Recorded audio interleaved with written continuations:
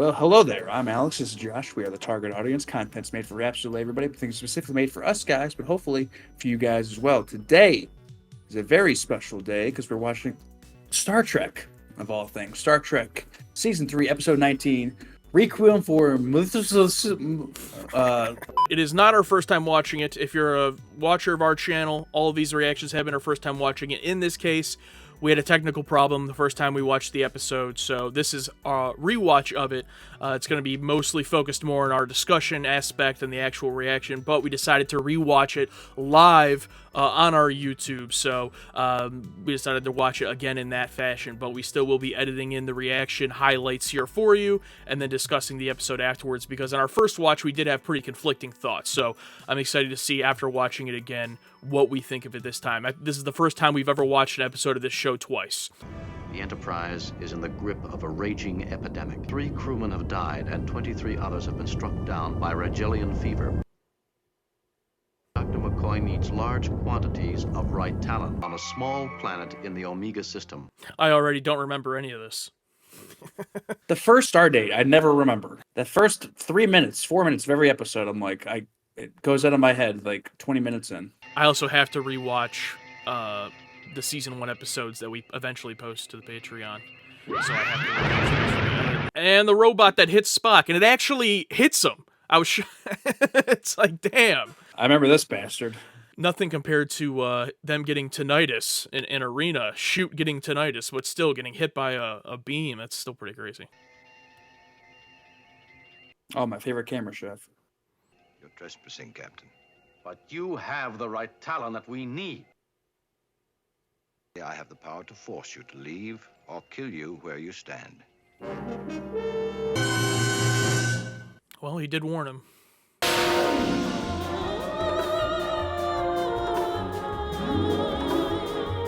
I'm going to do a test. I'm going to see if I can beat the intro. Give me 1 second. Is that for everyone? We are watching the original effects, as we have been all season. How long ago did we watch it? We watched this episode, say, 2 weeks ago? I would suggest you refrain from a most useless experiment. We need only a few. Damn it. Thought it was quicker. The effects are like bubonic plague. It left the city by ox cart by sea to kill half of Europe. You know what I just realized, too, is, so every episode people comment, with the perspective of already seeing it and everything, and we're seeing it for the first time.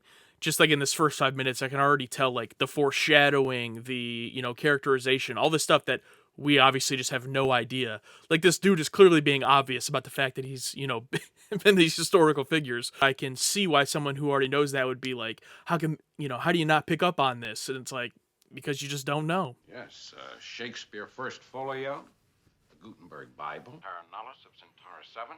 That's one of the rarest. I hate these goddamn security cameras.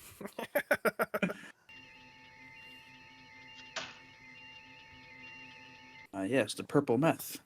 Right talent, ready to be processed into antitoxin. Beam up to the ship and start processing. That will not be necessary, Captain. I regret my earlier inhospitality. Let me make amends. By showing you this woman. Look, Kirk, at this blonde woman. This is exactly what you want. Here are my amends. Oh, this is one of the best parts right here, though. Spock playing piano. Why don't you play the waltz, Mr. Spock? I was hoping he was going to be like, did I tell you you can fucking touch my piano? Yeah. See, watching this for the first time, this is cool seeing Spock play the piano, but, at this point, I'm thinking, well, what are we doing? You know what I mean? It's like, they laid a few breadcrumbs, but it's just like, isn't interesting enough.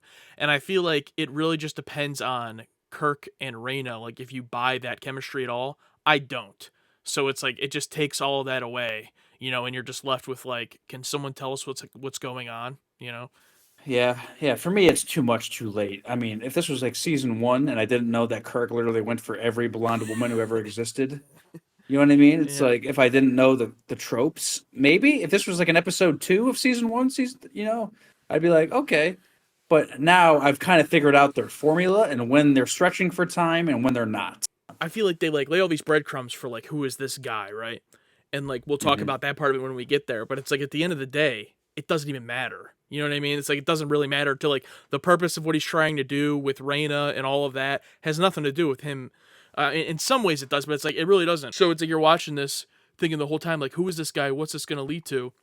And then the reveal ends up being just something completely different. It was almost like was it meant to throw us off the scent? Like I don't know. So odd seeing a regular door. Yeah.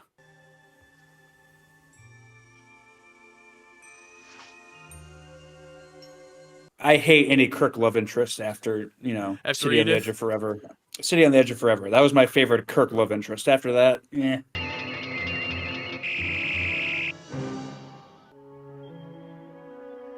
There you go, Spock. Fortunately, the robot did not detect my presence and deactivate my phaser. I remember that line. Thank you, It made Mr. me- Spock. It made me so mad. Now it's just funny. Like now, just after watching it, it's like funny. But at the time, I was like, "I'm sorry, what?" I mean, maybe they were saying that dialogue for the deaf audience, maybe, so they know what happened. Even you can say like 60 show, whatever, but like it's like they don't even do that in this show. Like it was so out of place. Come with me. I offer you happiness. Like you promised Alexander happiness. What happened to him? He disappeared into the void. You're a liar. Someone should make a horror movie about that. The Star Trek rescuees and what really happens to them after they come onto the ship. But I still think I'd rather be a Star Trek rescue than a Battlestar Galactica refugee. The right talent. Scotty, beam us up. We got it. Yep. Episode over. We didn't have any kind of. You guys aren't missing out on any type of, we didn't react like that. We were just like, oh. This is exactly how we reacted. I thought it'd be much different, but no, it's been exactly the same so far. This is definitely a good reveal. But I just feel like we were so checked out. I mean, we'll talk about this afterwards, but like we were so checked out that like something this cool happening, we were like, oh. I am Brahms. I was once a doll in a 2016 horror movie. Solomon, Alexander, Lazarus, Methuselah, Merlin, Abramson, 100 other names you do not know. Kirk Enterprise. Oh, this Oh part's yeah, cool. this. I love this part. Enterprise. Scotty. I was hoping for an answer in the comments if the original video ever went up, but I'm hoping there's some experts in the chat. Please tell me. This is the actual model they used for the green screen filming, right? It has to be. This has to be the original model. It has to be. And them all frozen. Yeah, this is all great. Yeah. And then Kirk looking in, yeah. Restore them. Restore my ship. In time, 1,000, 2,000 years. People are saying there are multiple different models. There was one of them. That's one of them, but there are much larger ones also.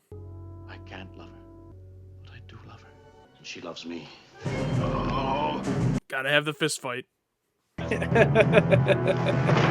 Hip toss. Oh, this is a pretty good fight, though. It is a good fight. I cannot be the cause of this. Fight's so good, it literally kills her. That's right. Self-awareness kills her. I chose. I deal with that struggle every day. I get it. No one can order me. She's human, but the human spirit is free. You have no power of ownership. I'm sorry, I like that. Like she starts becoming aware, and then Kirk just has to mansplain.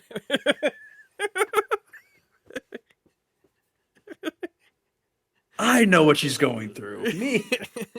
I was not human. Now I love.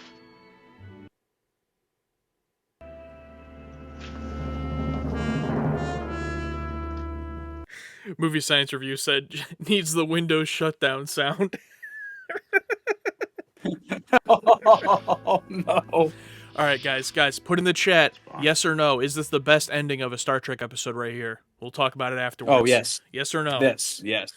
Very old and lonely man, and a young and lonely man. We put on a pretty poor show, didn't we? Only I could forget.